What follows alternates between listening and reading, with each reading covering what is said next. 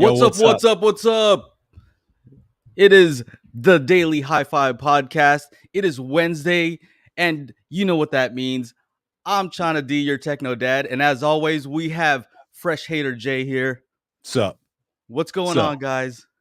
Just living that hater lifestyle, player. All right. You know? Oh, dude.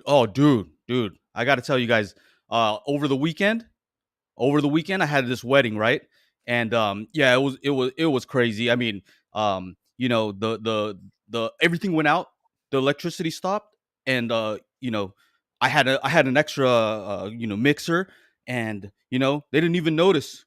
It was crazy. And get this. And then the guy he gave us he gave me like a $200 tip, and that was cool. It was cool.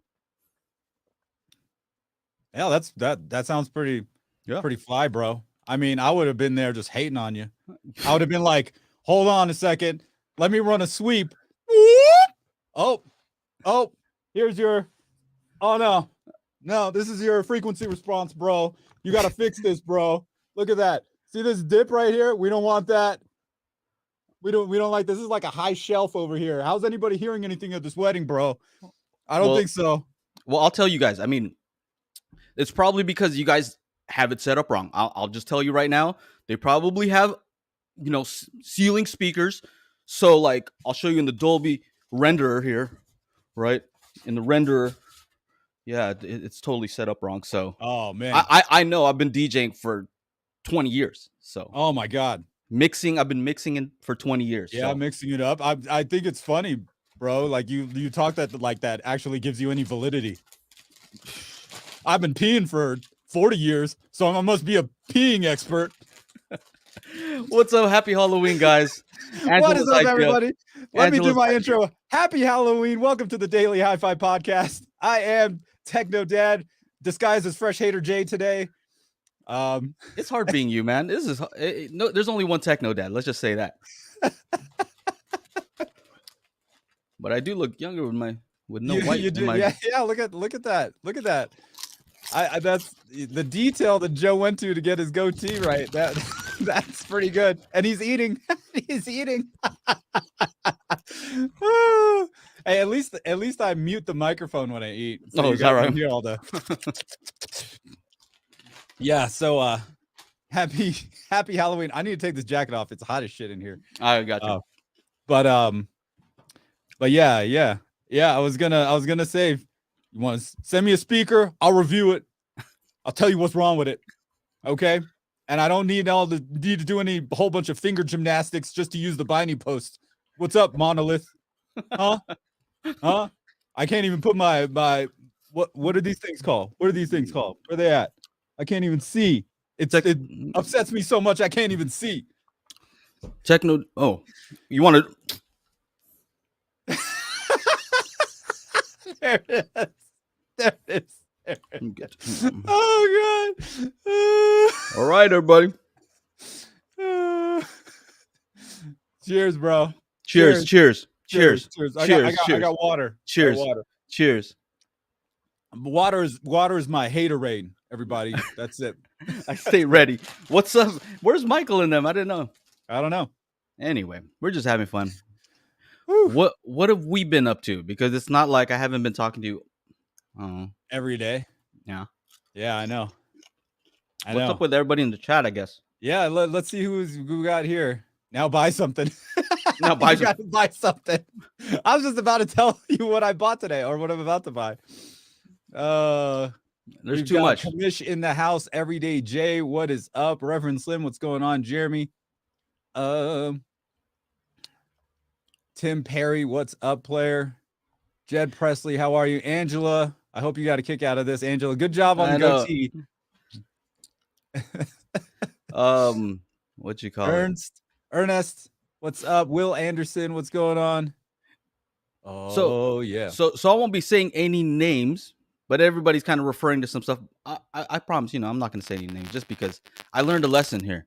If you mention any other content creator, it should only be positive, because it's there's too many ways to, I don't know, get things mixed up, I guess, So if you keep it on the up and up, you're pretty safe. So it's like that game of telephone, I guess. You know what I mean? So anyway, $600 bottle of water. Yeah, Halloween. So anything new? Anything new? I know I've been messing around with some Atmos stuff with you, Techno Dad. Yeah, figuring yeah. out some stuff. Oh man, I totally get why you get upset because this thing takes a long time. It takes a long time to do anything. Yeah. Truthfully, it does. I gotta take the jacket off. It's hot. Yeah. We got the heater on in here because we got our first storm is headed in tomorrow. So, what kind of storm are we talking about? I don't know. They say 6 inches of snow accumulation. We'll see what happens. Hey, your shirt game is way off there, TD. My shirt game, I know. I'm like, oh. I'm like, Joe just wears black and like solid colors, easy. Uh-huh. Look at these black levels, man. I can barely see. I know. It's almost like I'm a floating neck head. You reviewing anything? I don't know. Uh-oh. Yeah, no, Angela got it. We got moderators. Angela's on it. Yeah. Hey, I'll say this. We can solo me just so that. Let's go. All right. All right, for everybody watching, I say what I mean, and I mean what I say. So, like, if I were to say this, we live in a resort town where there's a ski resort, right? I snowboard, I don't ski, right? That's it. That's all. I didn't just say, I think skiers are shitty people. I just said, I don't ski. I say what I mean, and I mean what I say. So if I say, I do not ski, that's all I meant. I do not ski. So for those confused, that's it. So there you go. What are you saying about us skiers, though? I mean, what's wrong with skiing? Nothing. What's wrong with skiing? Huh? I don't ski. I don't know. I don't ski. That's it. I just don't ski. I make money skiing, though. What's that? I make. Well, good for you. Good for you. Good for you. And I think somebody was also like, they took different parts of different pieces of what I said to add it together to mean something else. Like, look, dude, no, that's not a me issue. That's not a me issue. You're right. You're right. I got you. Reverend Slim is hilarious. What's it? Oh god. Anyway, that's that. I think what was funny was I saw a post in a Facebook group, and dude, there's all people talking trash. I proved them wrong. No, you didn't actually prove anything because none of those haters downloaded my file and listened to it. How would I know? Well, because I get their name and email if they want to download the file. So I don't see any of those names or emails there. So yeah, they want to be part of the conversation. Great. Download the file and listen for yourself. Because I've got hundreds of people that have commented saying, I heard exactly what you were expecting me to hear. So if that's the case, then there is something to be said about, what is it called? Empirical evidence. For what is? Oh, it's disappearing, bro. IPA.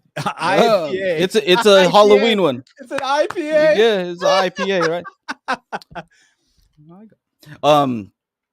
Yeah, you know what? Actually, I've been doing some testing. Reverend Slim, you're gonna like this. I've been doing some testing with Atmos and the render and all that. And actually, Fresh Hater Jays, but you were wrong about some stuff. Yeah. What do you feel about that? I mean, are you gonna get mad at me now? Or I don't care. You think you're gonna get upset? I mean, no. Are you gonna get crazy? You gonna beat me up? What's gonna happen? Oh, I'm gonna bring the hate, bro. I'm gonna bring the hate from every corner of the internet to your front door, my man. All right, please don't do that. Please don't do that. All right, so here's what I found out. Right, I was just doing some basic panning up, right, with the Dolby Atmos render, and there's a few different ones. Like you can use the Apple render, and you can set the size of the render, right? So basically, what it's doing is you mix in whatever 7.1.4, right? But if you monitor on headphones, it changes it to binaural. Right. Okay. When it does that, you have the option of choosing a near mix, right? So everything sounds like it's close to your head. Mid, maybe about, I don't know, I guess like 5-10 feet, maybe. Yeah, something like that. Far and then another one that's far. What 15 foot plus, maybe? Probably something like that. We don't know. We don't know exactly. It doesn't say, right? It doesn't say. I'm sure that it might be somewhere in the documentation. But what I found out is if you choose mid or near and you pan something straight up in that that cube, it does. Remember, we were on the phone. We were testing it together. It does come up and towards you. Yep. Which tells me that Dolby thinks that when you pan up on this thing, it does expect it to come up and towards you in like a dome shape. I think about it I was thinking about it like a fishbowl, kind of get that dome effect, right? So that's but if you put it on far, so here's the thing: when you put it on far, that is, I assume, more similar to a theater, in which case the dome is so large that you can't tell if it's going up and towards you or straight up or straight or towards you and up. You can't tell. You can imagine, right? Yeah. If there's a dome above you and sound is moving close to you, it's very easy to tell that it's coming up and towards you. But if it's a huge dome, you can't really tell. And I think that's why both of what you're saying is true. If it's mixed and mastered and it's supposed to sound like it's going to come up and towards you, and they're expecting that when they mix and master, then I can imagine why somebody would say, yeah, ceiling speakers, go by the spec. Yeah, that all makes sense. But what you're saying is also true. If they've primarily mixed it for a theater, they're not taking that sort of stuff into consideration, because it's not going to sound like it's coming up and towards you. When they pan up, it's going to sound like it pans up. And so, yeah, I think it's both of what you're saying is true. And the question is now, is somebody mixing primarily for a theatrical mix? I would say yes. I don't know about the music now, because a lot of these people who are mixing music are not thinking about a theater at all. They're thinking, specifically just for the home, or home, or headphones, or Apple Music, or whatever title. Right. So lots of experimentation. I've been, pulling some all-nighters every single night, just to experiment with this stuff. I tell myself I'm going to go to bed early. And then I'm like, you know what? Let me just try this one thing. I want to experiment. And then next thing you know, I'm listening to your call out on repeat. Front height left, front height left, front height left, front height left, front height left. And then just panning the stuff around and figuring out what is actually happening. So I'm doing testing for you guys, just because I'm a little bit crazy. That's all. Yeah, this guy's a little. I was like, I texted him on Sunday saying, hey, let's do some work. He's like, yeah. I'm like, okay, don't pull an all-nighter with the winky face or something like that. And then I'm available from 10 to 3 today, Pacific, obviously. And then what happens? I don't hear from Joe until 2 p.m. I just woke up. Yep. I went to bed at like 7 or something like that, 7 a.m. You sent the message at 7 in the morning. I'm like, shit, he didn't go to sleep. I'm like, we're not working on anything. Or Joe calls me with one question. We end up talking for 2.5 hours. And that's correct. That is correct. And it always starts off like this. Hey, what's up, man? I don't want to keep you on the phone too long. I just have one quick question. Just want to ask you about this. And then, it's never one quick question. Yeah. Just interesting stuff. Yeah, no, it's definitely interesting. And I know, I can plug my laptop in and I can show you guys a few things, but let's see. Okay. Mm-hmm. Here we go. So are you not butthurt that I just told you that, I don't agree? I don't care, man. It's not a big deal. How do you feel about that? I think you see what I'm saying, though? It's okay. It's okay. My whole point just being, it's totally okay. We're all learning. We're all figuring stuff out, right? What works and what doesn't work. So and that's one of the things where, like, you kept saying, Joe, what are we actually talking about here? We are talking about speaker play. We're talking about speaker placement in your home theater. So we're talking a lot about a detail of a luxury product. And then at the end of the day, it's Atmos, which is another luxury product on top of that. And then this tiny little detail. Perspective. Like it doesn't really, like, where I come from, I'm from Sri Lanka, right? Mm-hmm. And people there, they work like 12, 14 hours and make like the equivalent of like $3 per day. You know, I'm blessed to be here. You know, and Totally. like if you think poverty is bad here in the States, like go to a third world country like where I'm from. I don't Like even know if we're allowed to say that anymore. Is it the third? Yeah, whatever. I get what you're saying. It totally still is. I we mean, have mud roads. You know what I mean? In the Philippines, like these guys, there's dude, there was mud, part, man. Come on. There was this part. My mom took me, and this is years ago too. And I'm like, why are all these people standing outside their houses? And they're like, well, when it rains, their house gets flooded, and then they have to wait for the water to leave.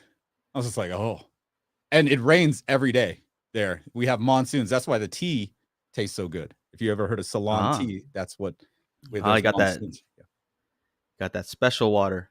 Yeah, man. I mean, exactly. I remember in the Philippines they used to collect the rainwater. I don't know what collect the water for what? There was a civil war in Sri Lanka for like 25 years, and they would send in kids like 10, 12, 13-year-old kids into buildings strapped with bombs, and they just blow shit up, and they blow themselves up. Like this is where getting heavy over here. Where I'm like, yeah, dude, like getting heavy, bro.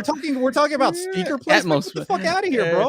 Like, are you really this pissed off? You really you've lived a blessed life then. Yeah, I know. I got you. I got you, bro. It's pretty crazy. Like, I don't care. You don't like what I have to say? Great. Yeah. But somebody was like, oh, he doesn't even prove it. I actually prove it if you download the file and play it. And all you have to do is listen. So, you know, it's not a real hard thing to do, but hey, whatever. By the way, congrats on the win in Brazil. You hear? I think they have a new president, last name De Silva. Yeah, because I have a Portuguese last name because of the British, or actually because of the Portuguese. They came and colonized. Are you guys how many out there are victims of colonization? Anybody? Yeah. Oh, I love those, dude. All I got is a sandwich. I do have a sandwich. I got the big bag. Boom. This is for the kid. This is for the kids. Yeah, look at what wifey made me. Ain't for the kids. Not for the kids. For me. Anyway, it's good to have some perspective. Just saying. We all have a very good life. We're here messing around. Look at us. What are we doing? We're just hanging out. We're making fun of each other is what we're doing. Pretty much. And I think the message to everybody is don't take yourself too seriously. That's it. Oh, what is that? There's that line in that movie with Ryan Reynolds. What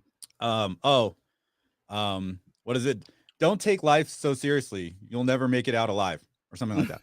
That's a good one, right? You know, I don't take life too seriously. What is it? Van Wilder, National Lampoon's Van Wilder. I haven't watched that. You haven't seen, dude. That I swear to you. Funny. All right, I gotta check it out. But you know what? It's funny. I don't even take myself that seriously. For anybody's like, oh, he doesn't this, he's not. Okay, that's fine. I'm not. You guys are taking me more seriously than I am. Yeah, I'm just here. I'm screwing around, man. I'm just like you guys. I'm over here messing around with different things. Yeah, I just happen to make, videos. That's it. So anyway, any particular topics that are new? I haven't, Oh, did you guys see my picture on Instagram? It's pretty funny. Everybody's posting their pictures of their Top Gun. Oh man, right? And soon as I look, can you see what's happening? What's going on? I'm like, hey, let go of my Top Gun. They're puppies, so anything in my hand, they think it's for them. Especially if it has that crinkly wrapper. I undo that and they come running. They're like, oh, it's a treat time. Yeah, like that. Yeah, exactly. But yeah. Yeah. I think what's new? What's new? What's new in the world of audio, home theater, hi-fi? I'm telling you, I've just been focused on this whole, figuring out the stuff with Atmos, what's happening, watching all kinds of videos from the, people who mix in Atmos and, trying to figure out. A lot of people say, well, a lot of people call themselves experts, right? Mm-hmm. Because they've been doing something for 20 years, 25 years. And I was thinking about it, who is the expert? Is it the person that's been making a living doing this thing? Or is it the person that's taking the time to actually understand how this thing works, the ins and outs, to make a better experience for everyone? Which one? Who's the expert? Because sometimes if you think about like, people that just do stuff for a living, right? Like they might have been really passionate about it, but like decades and decades of doing the same thing over and over, just like, oh, here's a quick one. Let's do it. Let's get it done. Let's get it out. Right? There's that too. So you guys in the chat, so to answer that particular question, right? So I've been watching all these podcasts with these mixers who make stuff in Atmos, and they're working on like the big pictures, right? All the crazy stuff, right? Not just like all the stuff you've seen and all the stuff that we're watching, right? And it kind of showed me that everything is compartmentalized, right? So somebody who's an expert at mixing doesn't mean that this guy he's not the guy who made Atmos, right? That's another guy. He thought about, okay, this is how this is going to work, right? And then he has some, computer guy who knows how to program this stuff, right? So that's another level. That guy's an expert at that. But these mixers, they're not an expert at everything, right? They're an expert at specifically what they're there to do.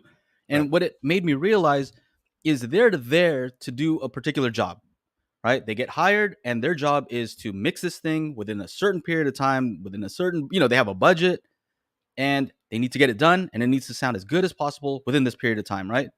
Do you think that they have, the time or the liberty to go and figure out, how is this Atmos thing actually working? Is this the best possible place? Is this the best possible configuration, right? No, that's not their job, right? Their job is to work within, this format. Yeah, it says, okay, this is what it's supposed to do. Okay, just get it done, right? But I'm a reviewer, right? I review speakers, I review things. And so the review is more like, how good is Atmos really? Is it doing all the things it's supposed to do? And I'm supposed to be critical. That's what I do. I'm critical. I say, hey, this is what works, this is what doesn't. And I'm just trying to figure things out. And so it's just a different job, Right. And I think that's kind of where we can come in and say, oh, certain things don't work as well as they say. And that's fine. Isn't that what we do? We critique. Yeah. The company comes out and says, hey, this is our thing. It does this, and that. And our job is like, does it though? Let's see. Does it do I'm always skeptical. And even in your earlier videos, long before we even met, long before Fresh Hater Jay left the completely backhanded comments on my Cedia video. Well, this is the least awkward Cedia video that I've seen all day. I gotta find that. I've got to find that. Damn, I totally lost where I was going with that. But anyway, doesn't that really summarize a lot of things though? The fact that I said it's the least awkward, that means that a lot of the stuff that I watched was pretty weird. And I'm saying, hey, you're pretty cool.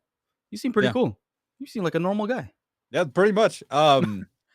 So like even in your videos from like years ago, okay, so they say that it does A, B, C, X, Y, Z. It goes down to here. We're gonna test it. We're gonna see if that's true, and then you would measure it and do all that kind of stuff. So right then and there, it's just like, that's it. Is it good? That the marketing department is saying it's good. Is that what we are going to base our whole lives on and our experience on, the marketing department thinking it's good? I don't know.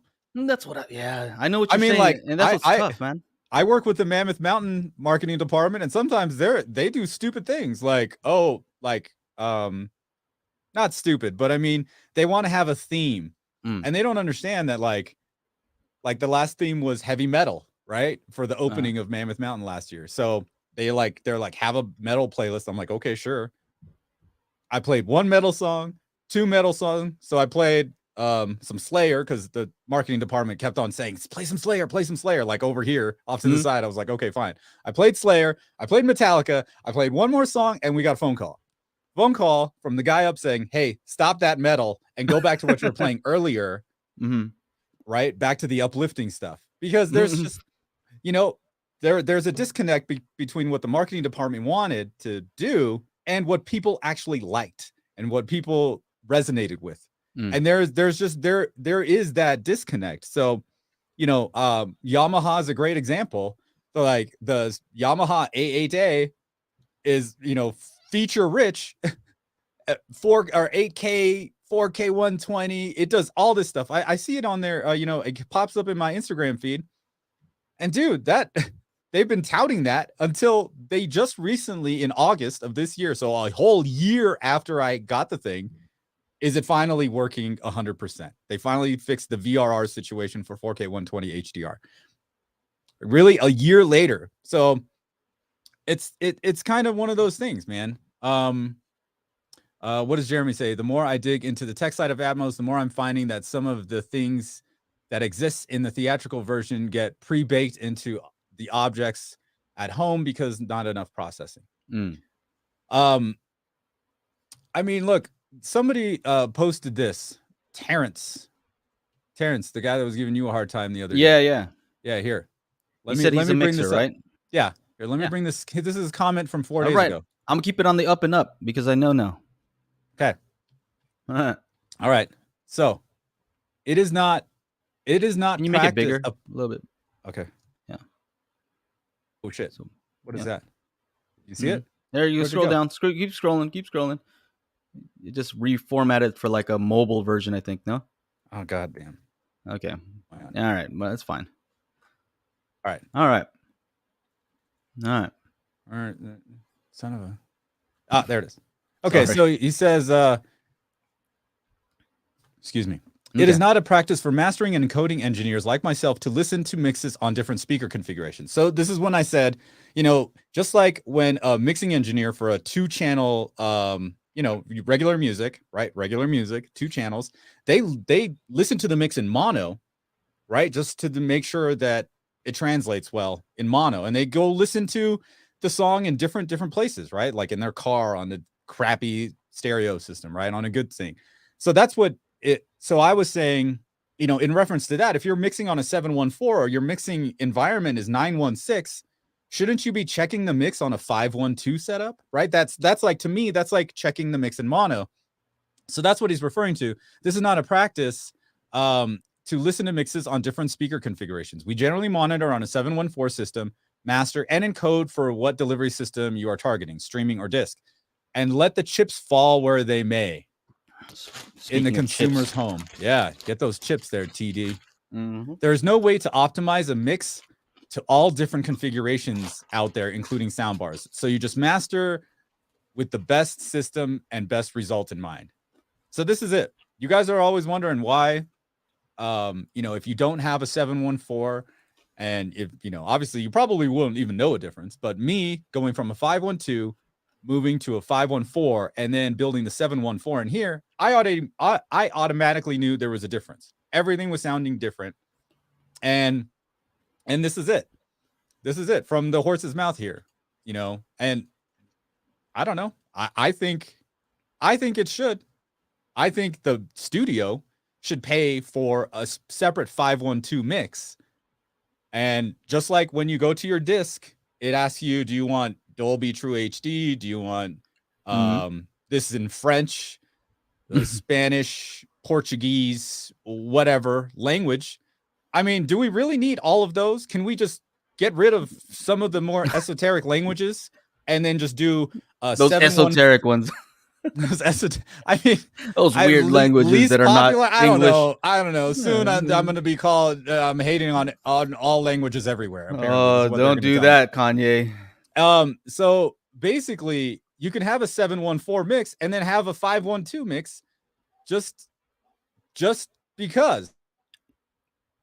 Yeah, this is true too. So I thought checking mixes. Oh, are you frozen? Are we both frozen? What's going on?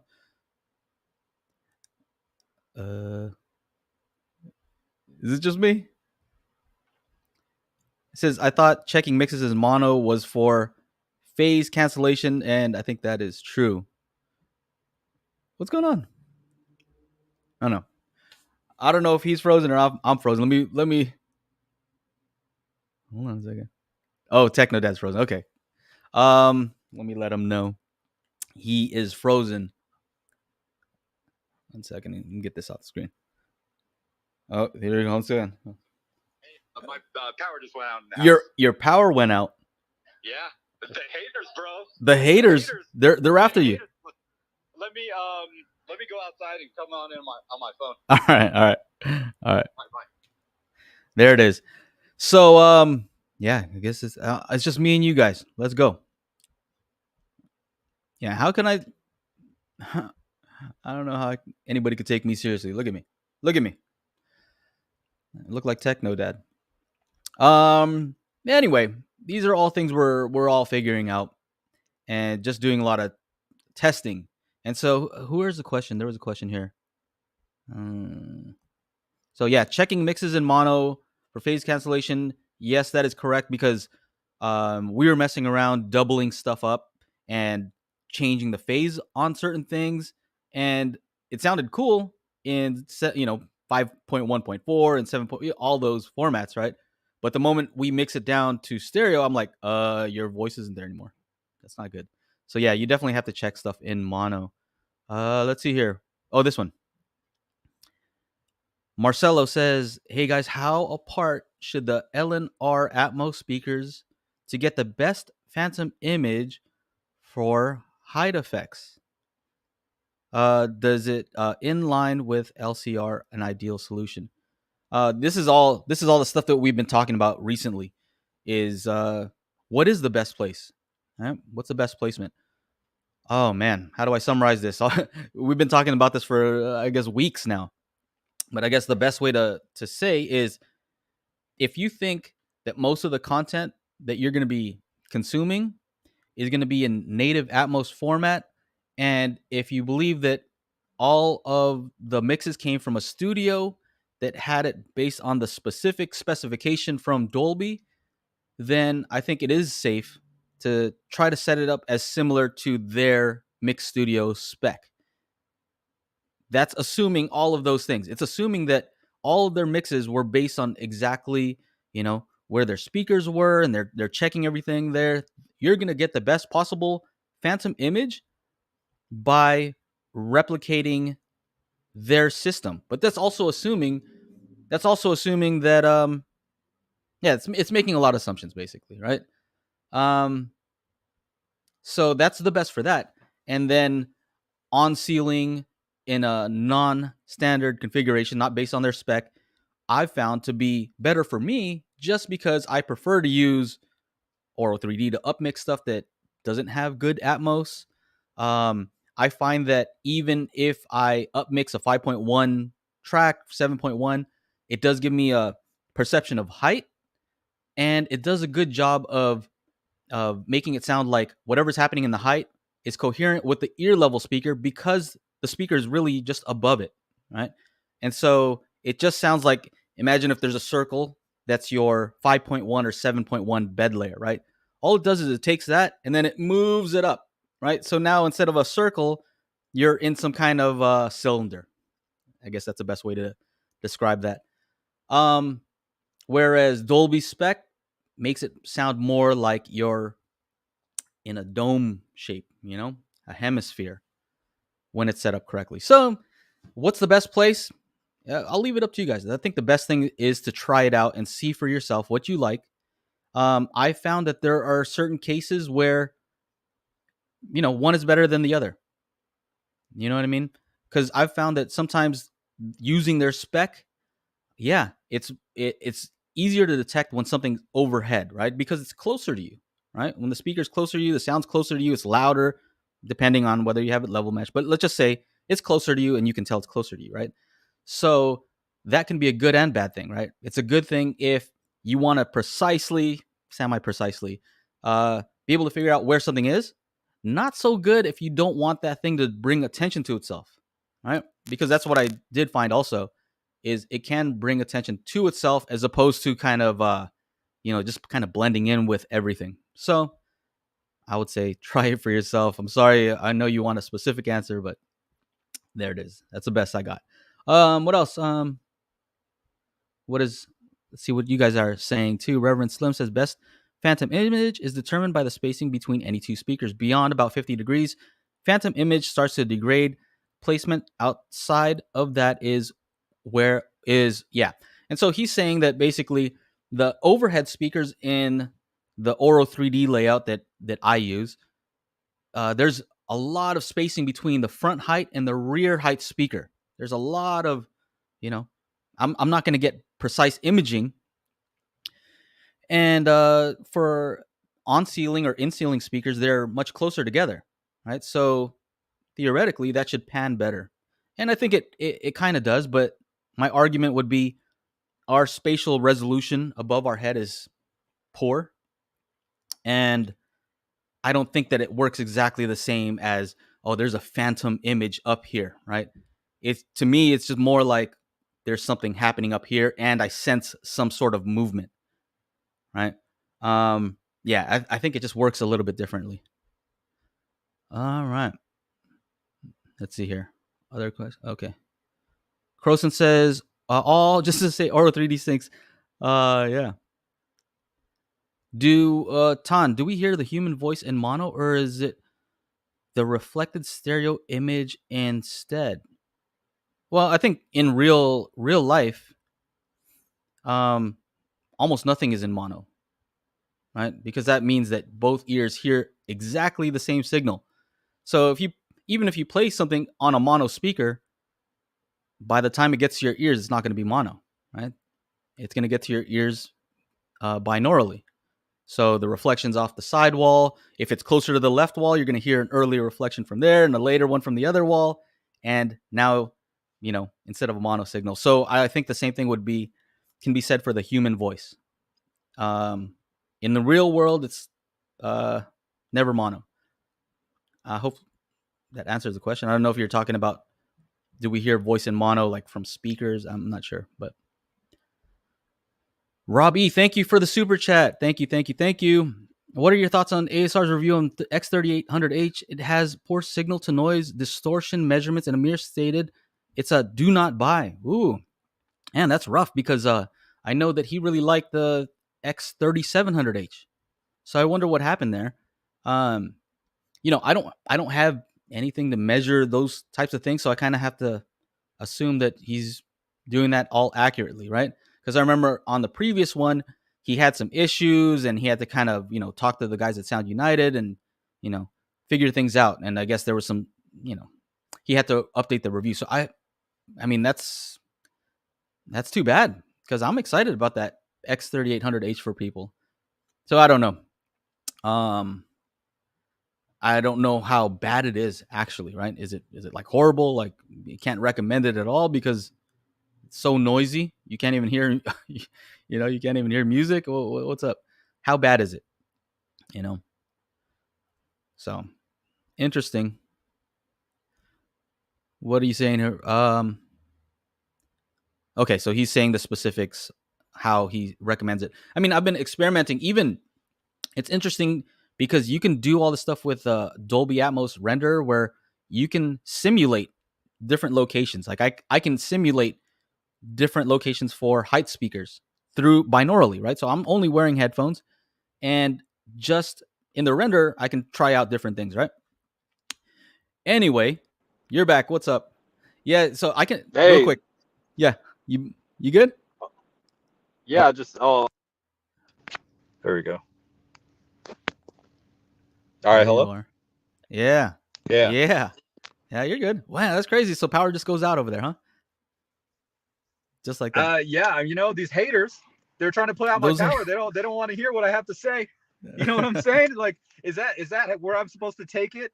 Because no, I don't know, dude. The whole complex is out, but the other side of town is still in power. So I went in my car because I got Wi-Fi in the car. Look at you. See, only you.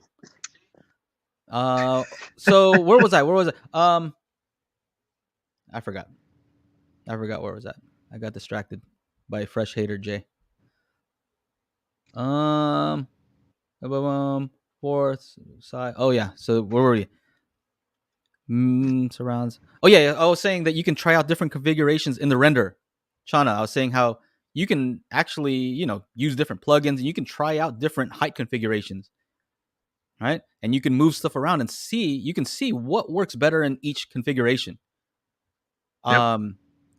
So it's really interesting. it's really interesting to see what types of stuff works and what doesn't. So I guess we'll get into that a little bit more. I think what Chana and I would love to do is show you guys, we're working on stuff so we can just show you what's happening instead of explaining. It's kind of tough, right? If I say, it's some stuff is better, it's easier for us to show.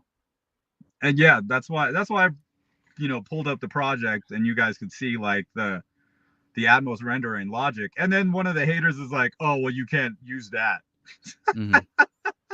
So silly. So whatever. I'll use the actual Dolby one. Not a big deal. Would anyone in the chat be up for setting up a daily HiFi regulars Plex server? Man, I'm new to it, but it seems cool.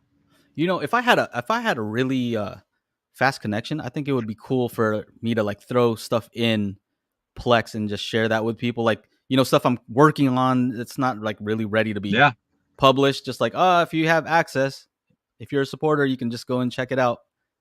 I don't know. I mean, like that's what I do with my patrons. All my patrons got the sneak peek.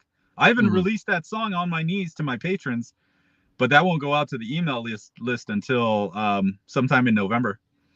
So yeah, they get all, and like I made one of my patrons wanted me to do a 916 call out, so I did one with patrons in mind, and the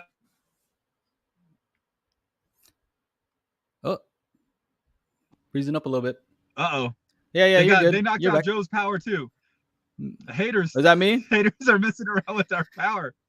So they don't want to hear the truth. You can't handle the truth. What were you saying though?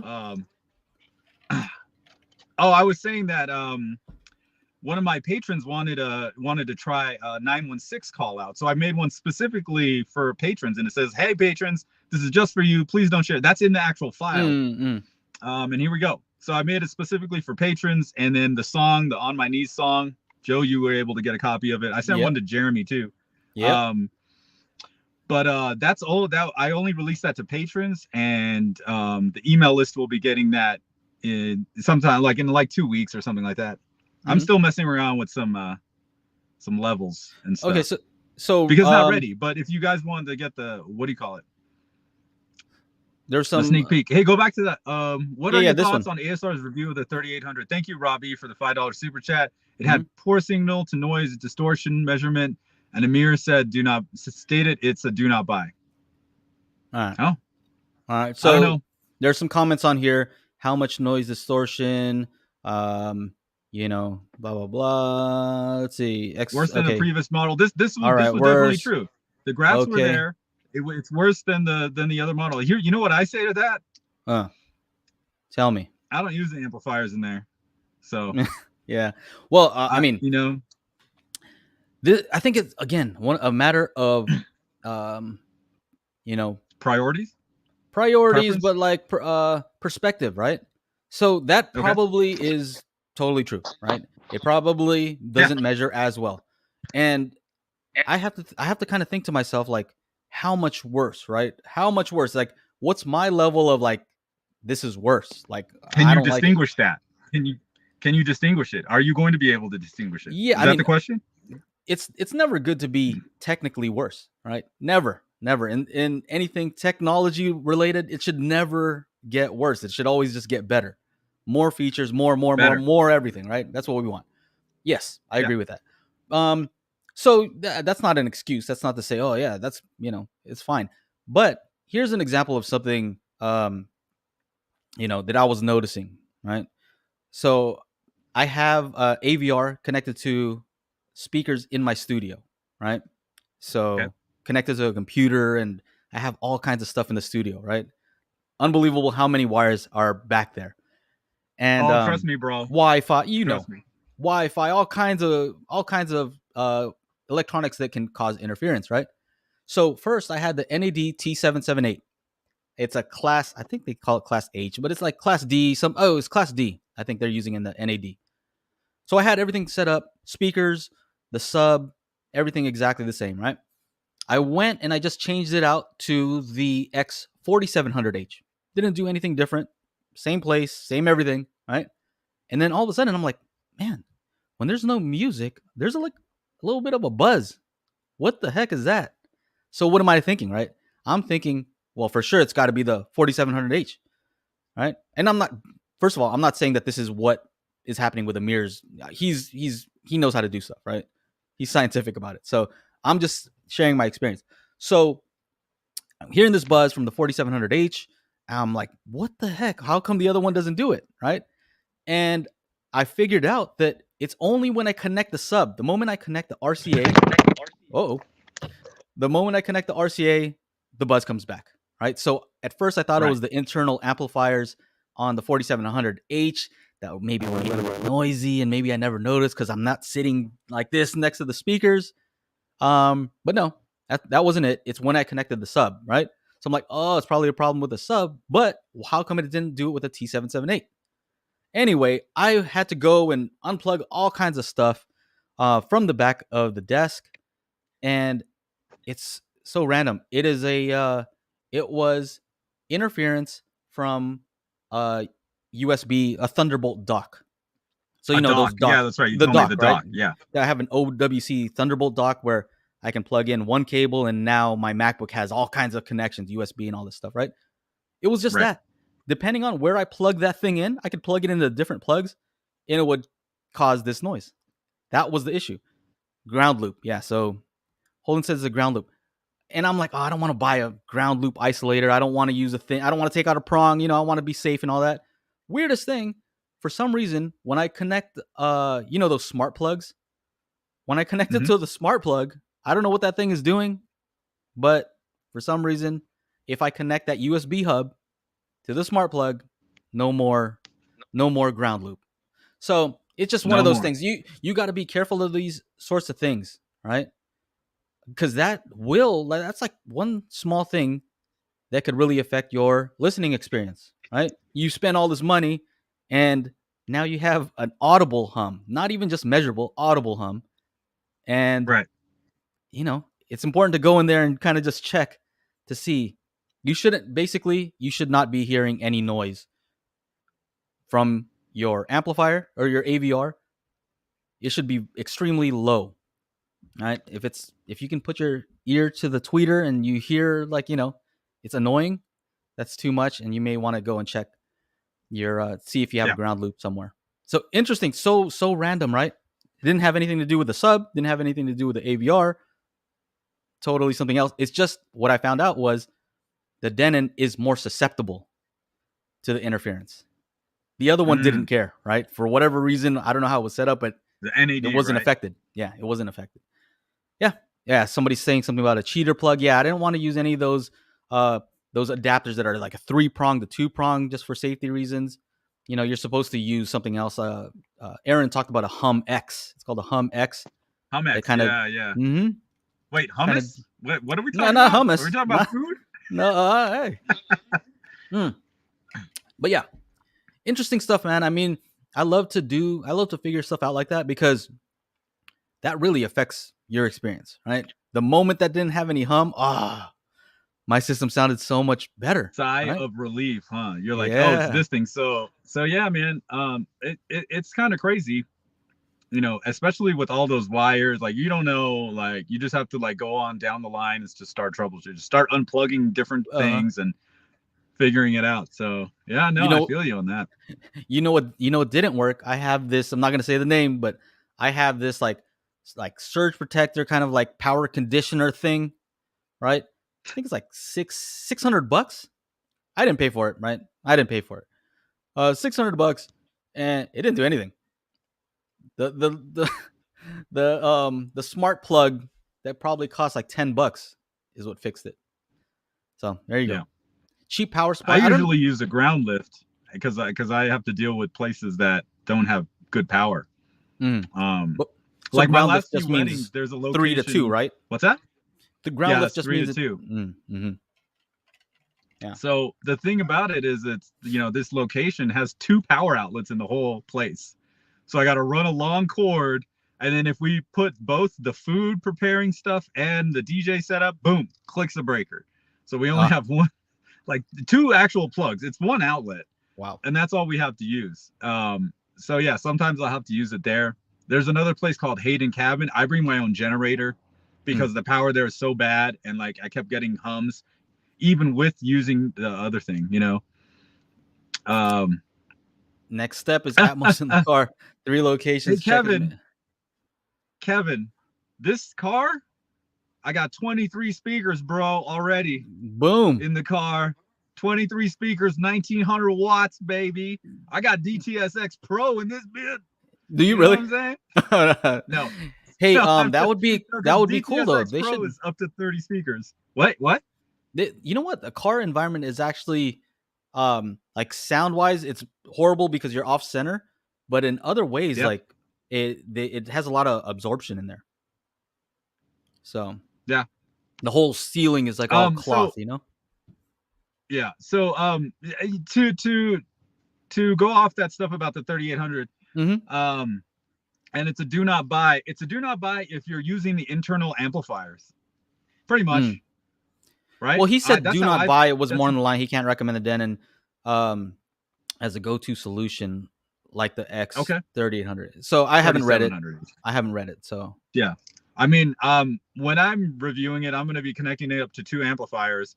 One of the things that people are wondering about, what's the difference between the 3800 and 4800? I know for sure.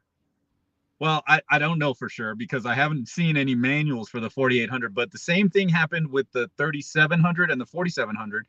You go from 1 trigger output to 2 trigger outputs.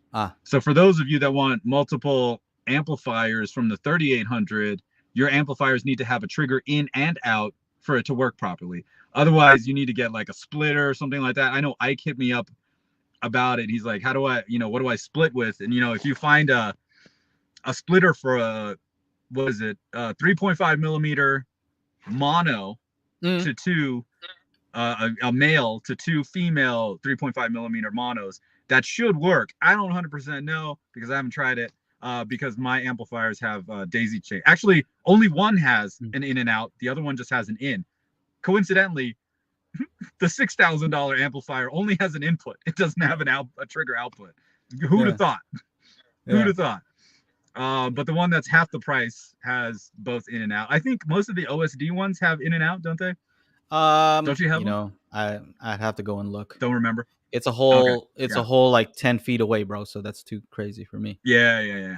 So Rocker says he's a little behind the podcast, but he had a random hum in the Denon, couldn't isolate it like you, aside from grounding the Denon to my external amps. You know what?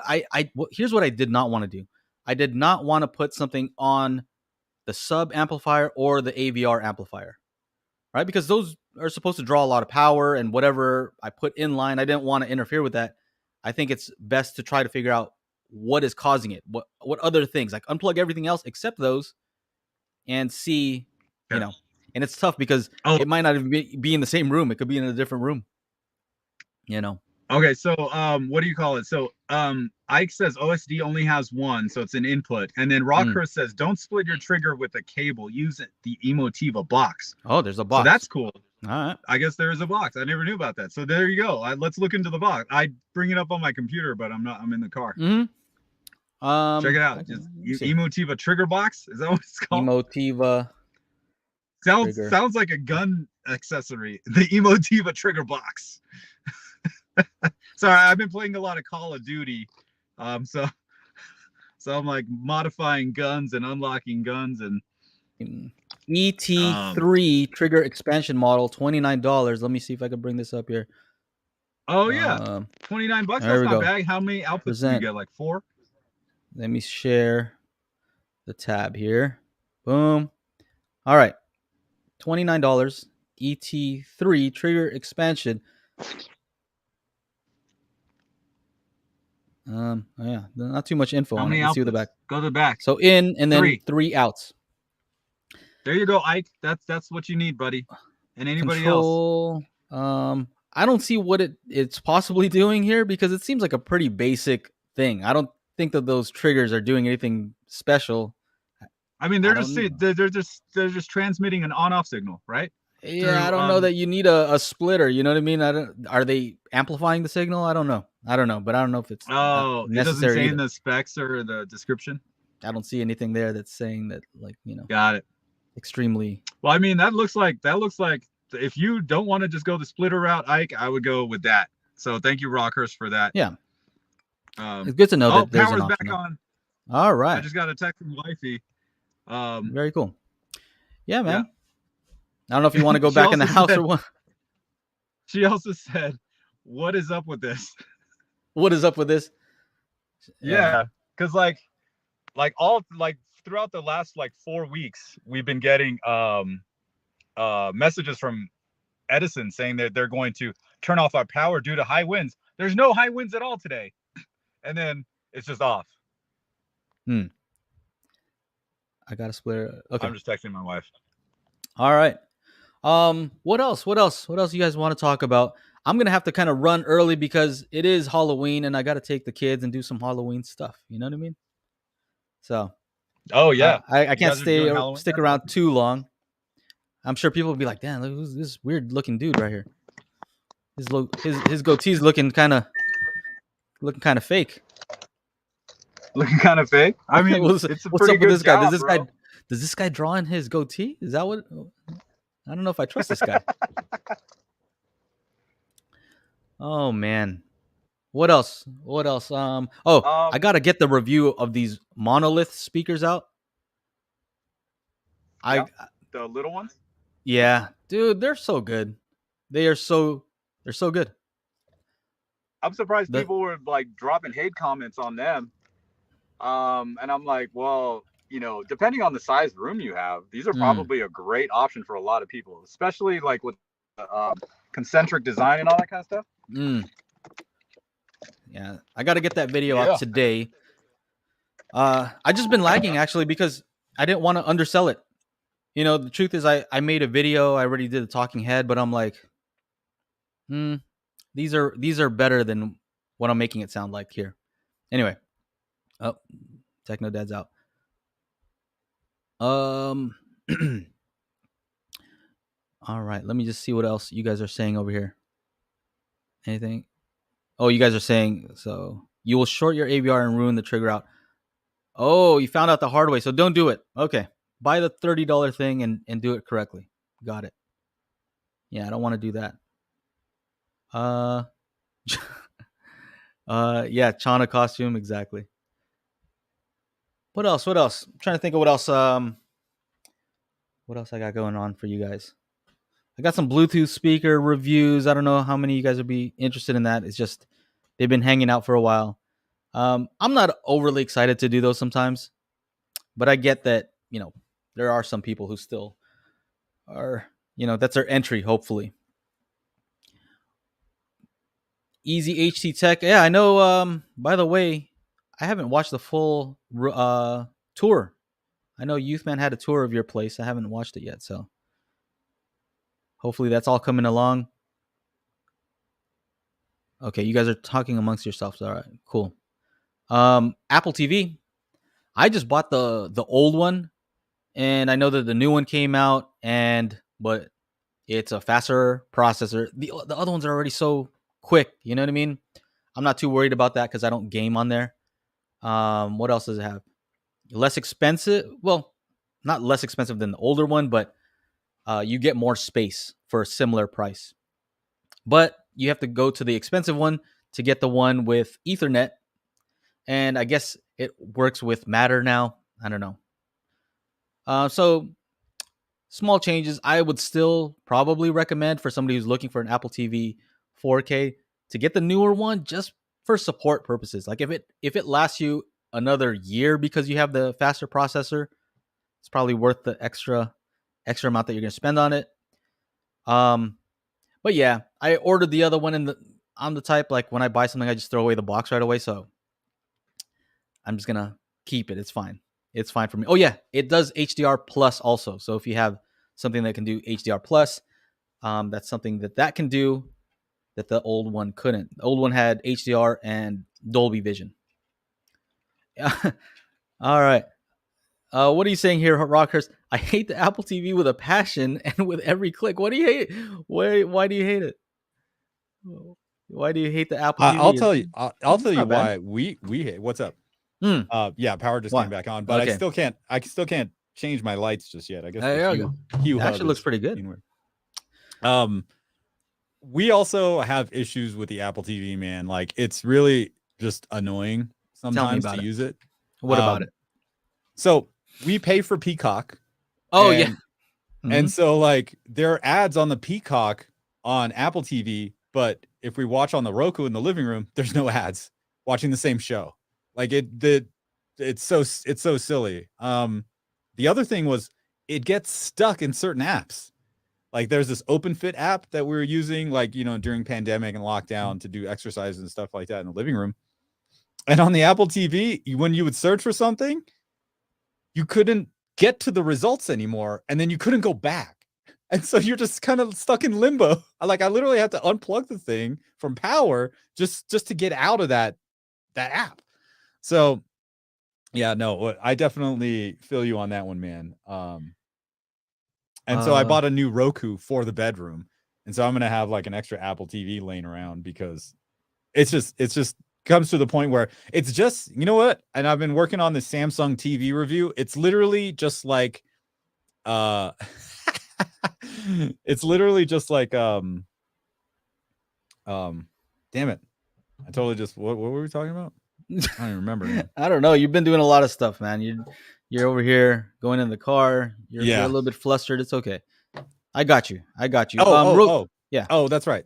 So I had to put a new Roku into the bedroom just so everything is easier for my wife to use, and it's the same thing. Oh, the Tizen OS on these Samsung TVs, just god awful. Like, there is a thing, you know, we call it quality of life for a TV. Like, how ridiculous does it sound? Oh, the quality of life using this TV is actually pretty bad. Like, what? What? And it is actually a thing. The Denon X3800H. Okay, I plug it into the Samsung, and for the life of me, I don't know where. I hope there's a setting where you can just turn this off, because I try to make the TV smart, but in doing so, it gets slow as shit because it's trying to decipher what you just plugged in. And for the Denon X3800H, it couldn't figure it out. So I'm here minutes. I'm standing here like, look, I need to film something. I need to start, doing this. Like, what the hell is going on? And it's just like trying to figure out, what did you plug in? What did you plug in? Is this a PC? Press down if it's a PC. It's not a PC. And finally, I get to the menu part where it's just like ignore or set up later. Set up later is what it is. And finally, I can use the thing. But it couldn't figure out the Denon for like 8 different times I tried to film. Right? Set up videos and this, that, and the other. So it's kind of like that. It's like the quality of life of the OS of the TV. Like, if it's that much of a pain in the ass, like, I haven't turned on the Samsung OLED, the S95B. I haven't turned it on for a while because it's so annoying because it's trying to figure things out. Hi, Samsung, stop having the TV trying to figure it out. Or I get why they do it, because like a lot of people just don't know what they're doing, whatever. They just plug in a Blu-ray player, plug in a PlayStation or Xbox or whatever, and it'll figure it out real quick.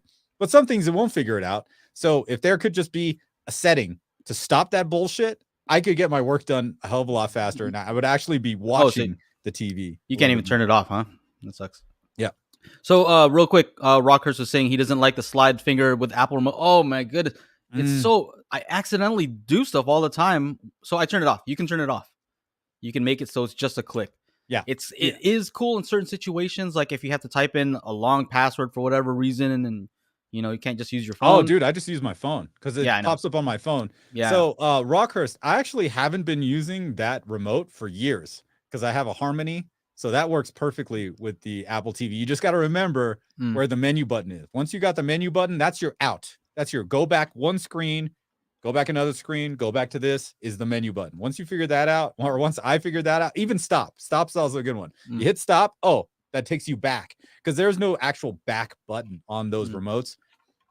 And when the Harmony's trying to figure it out, it doesn't really know what the back or the return button is. So stop or the menu button. So I haven't used that remote in a long time, but I know, and I hate that remote. You can turn it off though. Just remember, try it out first, turn it off, and see if it's even a little bit better. If you have to use a remote, go into the settings and turn that off.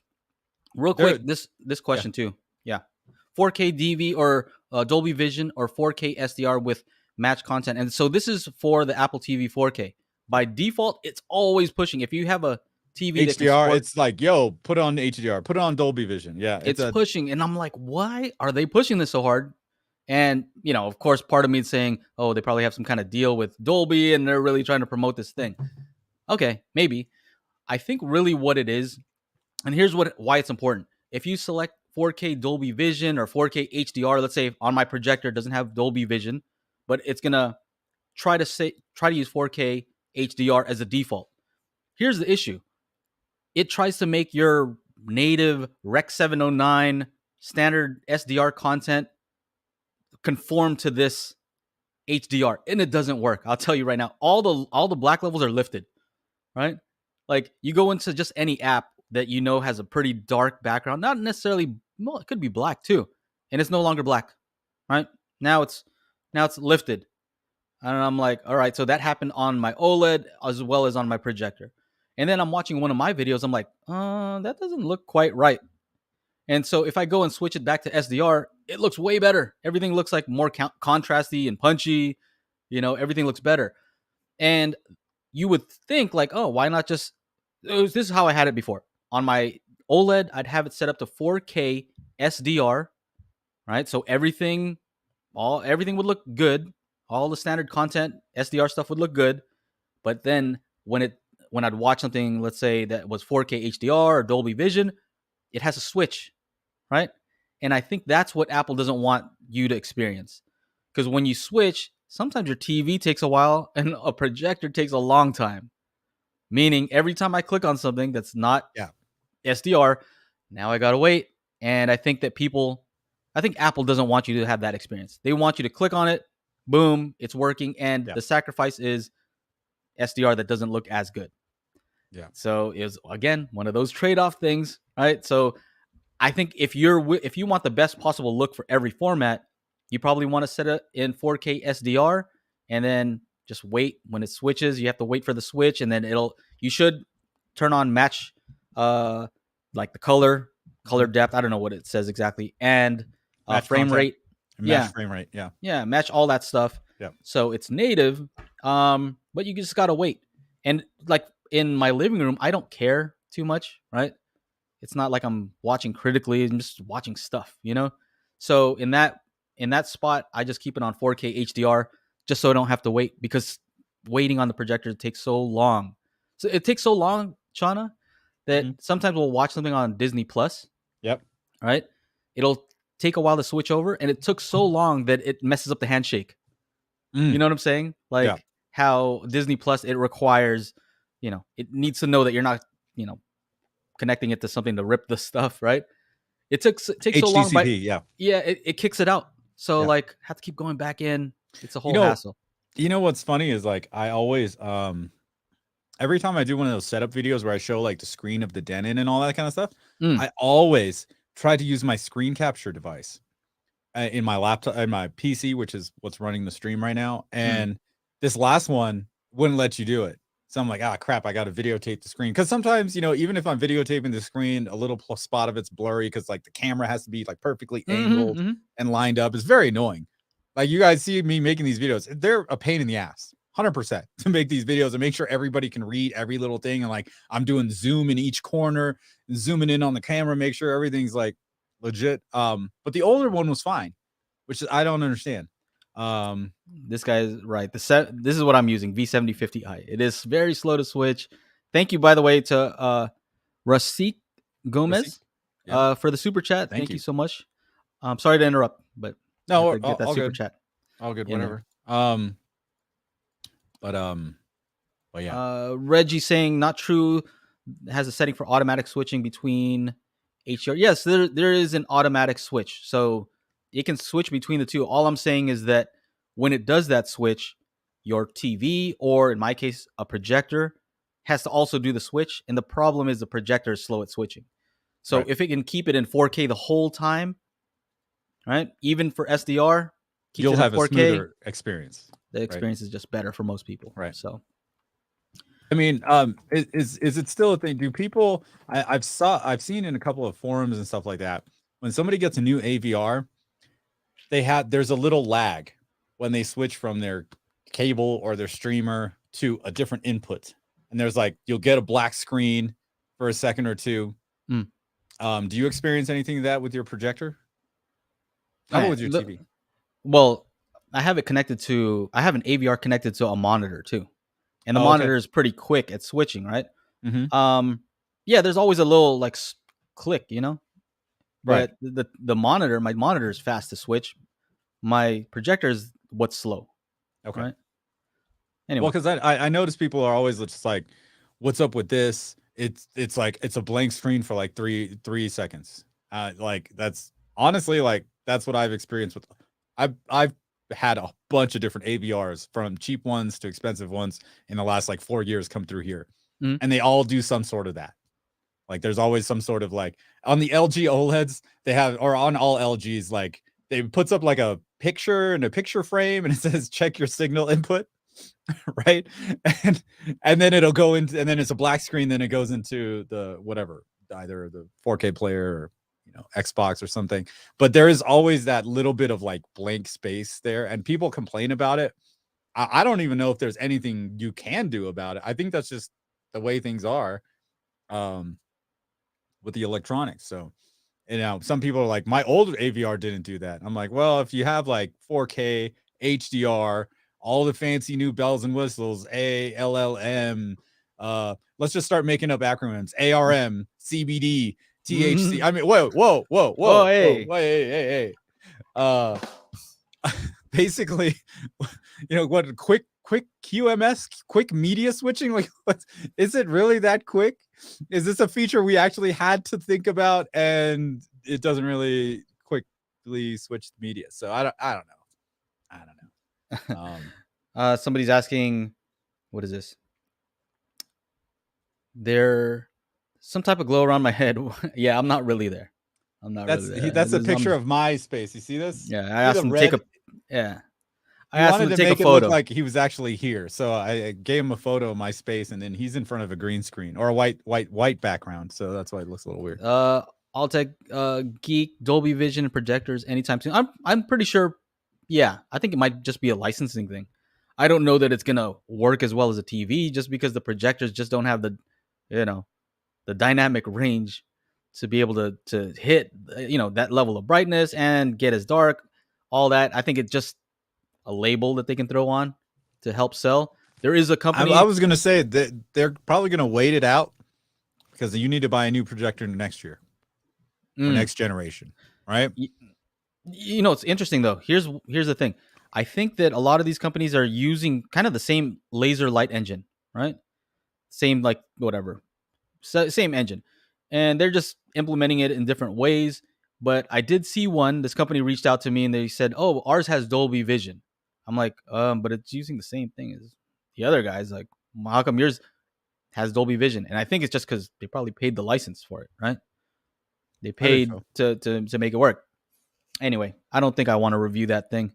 They're like, yeah, you know what? We're gonna send you one out, and yeah, you can send it back afterwards. And I'm like, so you want me to do all this work for you, so you can sell more stuff, right? All right, cool. All right, what do I get? do I get anything? I'm not interested. I didn't ask. Right. It's a different story if I called them and say, hey, I'm interested in your product. No, they're reaching out to me. Right. I have other things to review. I don't need to review that. They're like, yeah, we want you to do it by this time. Like, telling me all this stuff to do. I'm like, oh man, that's kind of weird. I'm not going to do it. Yeah. It was a long email. I basically told them, Fresh Hater J, go F yourself. I don't want that. Don't send that thing. Do not send it over here. Yeah. Yeah. Anyway. What else? I think we should start wrapping up soon. I got to do some. What time is it? 5:15. There's I know a lot of people are talking about and wondering about the new Marantz AV receivers, the new Marantz Pre-Pros. Until those things get released, we don't really know. And I get one in my studio here. We don't even know. I did make connection with my contact about getting an X6800H. Not through Dream Media, but actually from Denon. So they're checking stock. I'm like, well, they're not going to really. In my head, I'm like, they're not releasing until next year, so I wouldn't expect anything until like maybe first or second quarter. But who knows? You know, I'm curious to see what they're going to present at CES. More the same of Cedia, or if they're going to announce maybe a release date for the higher end AV receivers. We'll see. Oh, and interesting to note, if you guys are looking at the Marantz AVRs and the new Denon AVRs, the Denon AVRs, the higher the number, the higher the price. The Marantz ones, the lower the number, the higher the price. So the Cinema 60 is cheaper than the Cinema 50, and the Cinema 40 is more expensive than the Cinema 60. So just keep that in mind. All right. Siddharth says, hi, can I have my top front and top rear speakers set to front heights and rear heights? But these are in-ceiling speakers and not angled towards main listening position. I mean, I would. Yeah, you can. You can try it. You can try it and see what's up. If you have my file, I put my voice like in matrix in between in the center, in between on the left. So if you download my file, my Atmos file, and try it out, you'll hear and then switch it back and forth. Do in ceilings and then set it in the AVR for front height and rear height and see which one is better. I mean, go from there. Yeah. Let's see here. Oh, okay. So Tyler is saying that the L9G Hisense has added to L9G and PX1 Pro. So yeah, that's what I was saying. I reviewed the L9G a while back. I don't remember it having Dolby Vision at the time. So it might have been just something that they added. Maybe I'm wrong. I don't know. But yeah, it's kind of crazy. You can just add that, right? It's not really a hardware limitation for, it's just, yeah, we can turn that on. There you go. Anything else? Yeah. Newer edition. Okay, it's a newer edition. Yeah. Okay.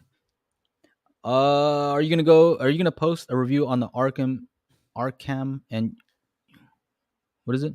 Arcam, you were testing Tekken Dad. Just curious because it seems like a decent price point for a direct processor. Yes. And you can upgrade it to Dirac Live with bass control for $349 if you wanted to down the line.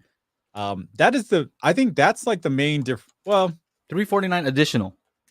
$349 additional. It's already $3,050 or something, $3,100, something like that. You could go with a Pioneer LX505. But I hear like ASR did a review of the equivalent Onkyo, and he couldn't recommend it because of whatever he measured in there. But as far as the Arcam, it's been struggling. It's actually here, not on the floor, but it's sitting on top of the Denon 6700H because it's been having some handshake issues with her DirecTV box. And so, when wifey says, hey, I need you to change this out before the Sunday night football game. Can you do that? I can, because I have like 7 AVRs here. But you may not be able to do that. And if you're going to spend $3,000, good God, I hope the HDMI works, because here's the thing. I had to remove the Yamaha out of the rack, and I had to move the Arcam out of the rack. Arcam sounded great. I am not using the internal amplifiers, just going to my what are they? Parasound amplifiers. The problem is, when you get to these higher levels of like, I wouldn't say boutique, but they're, different than the run-of-the-mill AV receiver, you might get into some problems. So that is one of the things. So the Yamaha had to leave because wifey couldn't use it because it was causing problems in her regular viewing. And when it's her regular viewing, she's coming to me, talking to me about it. Which That's means a Yamaha. That was the Yamaha. Okay. Same shit started happening with the Arcam on Football Sunday. And when it's Football Sunday, football needs to be on. Okay. I don't care about the football. If she's the one with the fantasy league and all that shit. So, which is, no, there's nothing wrong with that. For now, they're going to say, like, I don't like fantasy football, fantasy leagues or something. Who knows? So the Arcam was doing great until I had this handshake issue with the HDMI. Now, the cool part about I didn't have to set up anything for 4K 120 HDR through those ports when I plugged in my Xbox Series X. So that was kind of cool. I didn't have to go diving through a menu.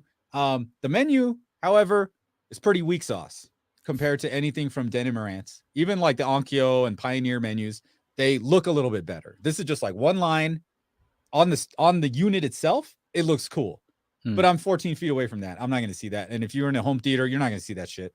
I know Tim Perry, our editor, was saying that he uses the app on a tablet, I think, and that's better. But yeah, that makes sense. So Derek is asking about your files, Chana. What are people using to play your file? For any Blu-ray player that has Bitstream can play it. Reverend Sims using an older Oppo, not the 203, because he's like, can you make this in 1080p? So I made a 1080p. And I made it just for you, bro. All the 1080p videos I made just for you. I mean, not just for you, but like that was the inspiration. I'm like, oh, I better make a 1080p version. So I made a 1080p version. It'll play on Plex. It'll play on Plex Shield. It'll play on Zapiti, Zydu. I tested it myself on the LG UBK90, which is a budget 4K player. It won't work on any Panasonic players. No Panasonic players at all. It'll work in VLC, actually. Yeah. If you throw it onto your computer and if you play it on VLC, I don't know if you have to change some settings in there, but I think you just have to pick the encoded output for the audio through HDMI to your receiver or whatever. Yeah. So if I plug in my MacBook Pro, I play it on VLC, HDMI to my AVR, it all works. It shows Dolby Atmos. Yeah. So that's where. Do you guys want a link? If you haven't downloaded it yet, I will put the little thing. You got to sign up. I got to take your name and your email address, and let's toss this. Works in Xbox. Here. Works on Xbox. Yeah. Some people have even plugged in their thumb drive with the file on it to a TV and were e-arcing the file, the audio to their receiver. So I was just like, oh wow, okay, I guess you can do that too, because I don't do that. We forgot to talk about this. We're kind of running out of time, but how you were telling me that every time you create a video, the volume is so much lower. Remember, we had this is basically what we were talking about the whole time, and I was saying, almost everything on Disney Plus is significantly lower on the Shield, on pretty much anything. Unless I have a setting, to change the, compress the volume. Sure. But out of the box, if I go to YouTube, it's way louder. If I play music in some kind of music player, it's way louder than Disney Plus. And I think that's kind of the issue. And anytime I play a movie on Plex, significantly lower. And I'm not sure exactly why that is. Maybe they're, the recommendation for those types of content, that type of content, I think is probably like minus 24 LUFS. Basically, the standard it requires lower. I'm not sure if that's a number of 16. I don't know what it is. Oh, the LUFS. It's supposed to be negative 18 for Atmos. Okay. Yeah. Oh, okay. Yeah. And I know all my patrons have been talking about it. Not all of them, but most of the comments on it. Jeremy even told me, he's like, the volume's kind of low. I get that here too. Like, it's funny. Like, Joe and I spent, how many hours did we spend on that? I don't know, 3? 2 or 3 hours, something like that. And we're maxed out in all of the audio software. So there's something that happens in between the encoding process, whether it's the encoding process or just the playback system. I always have to play it here. If it's on a thumb drive, on the LG UBK90 or on the Zapiti itself, that's just reading the file from, I got to jack up the Pioneer to 0. If it's a negative dB scale, like I got to get like a healthy level out of it. And normally, what are you at? So if that's 0, normally I'm at like negative 10, negative 12. Okay, so that's the difference, right? Yeah, about 10 to 12 dB difference. To me, that's what I noticed also on Disney Plus, though. That's what I was trying to tell you, is it's not only your videos. I find that when I go to some of these formats, I know I have to jack up the volume, and so I have to be careful when I switch out of that app, go into a different one. It might be you're gonna get a TV loud, commercial, right? Yeah.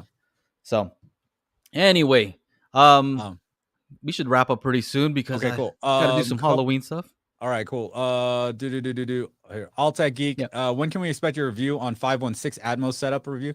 All right, so I have the speakers here, but my contractor buddy was in Hawaii, so he's not coming for a couple of weeks. Since I have an extra one speaker, I'm gonna do 3 in here in the middle, the regular Atmos, and then since I have the extra speaker and he's already gonna be up here, I'll put a voice of God in here. Might as well, right? Might as well.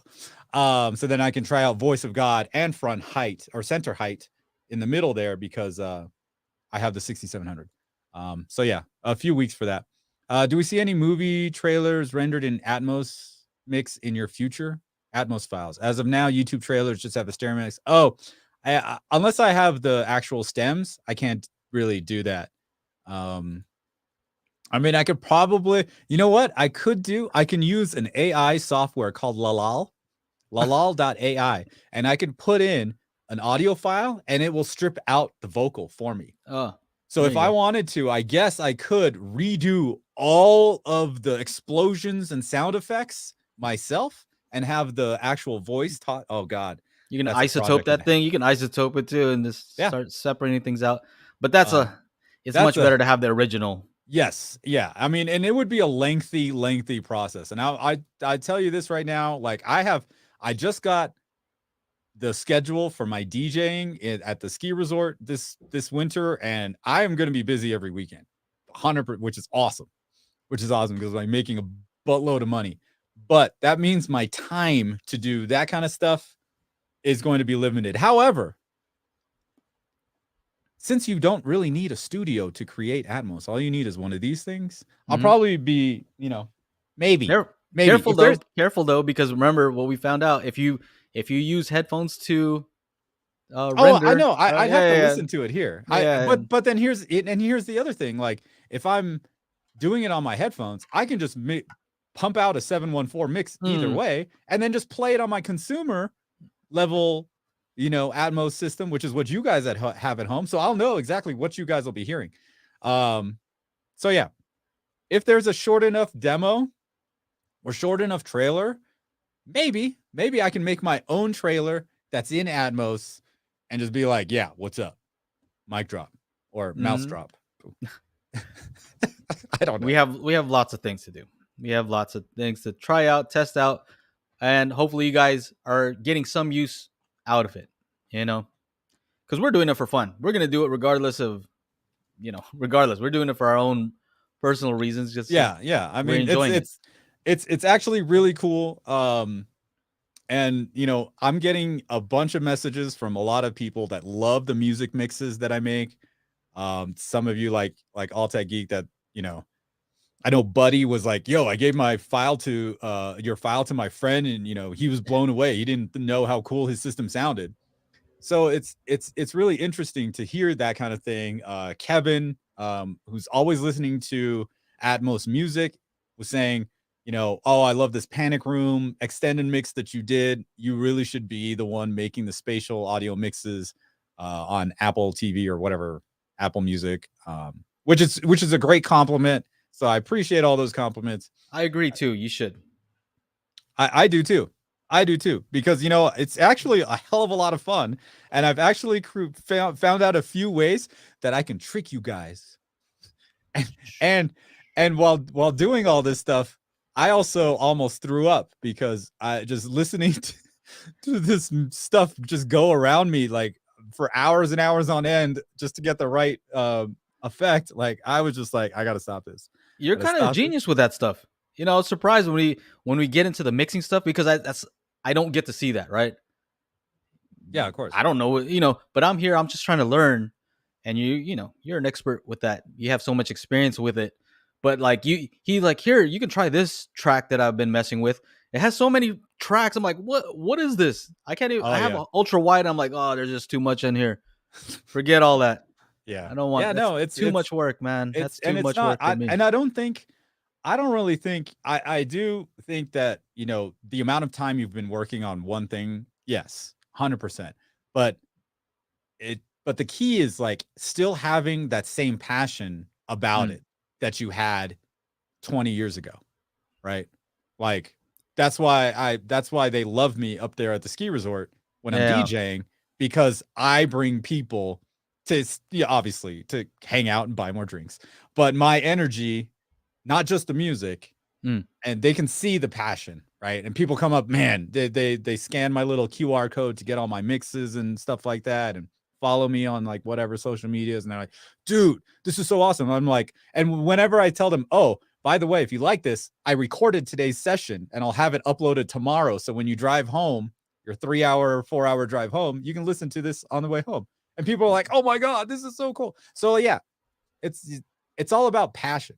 You could be doing something for 20 years, 30 years, and people think you know what you're talking about. But when you lose that passion or that spark to make every project the best you can, that's kind of like, I think when, things just become, as somebody said it, people get set in their ways. You get set in your ways and you kind of just do one thing without trying to push any more boundaries, because you're like, oh, okay, whatever. Yeah, it happens. Yeah.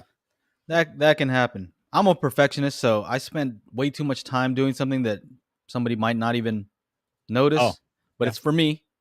And hopefully somebody else benefits from it. I hate Joe for that, because every time we were trying to do a new like backdrop for me, he'd be like, oh, I'll try it this way.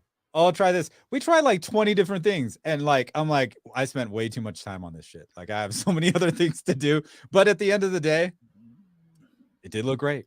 So it all adds up, right? All the little things add up sometimes to, I think at the end of the day, it does show how much time you spent. Hopefully.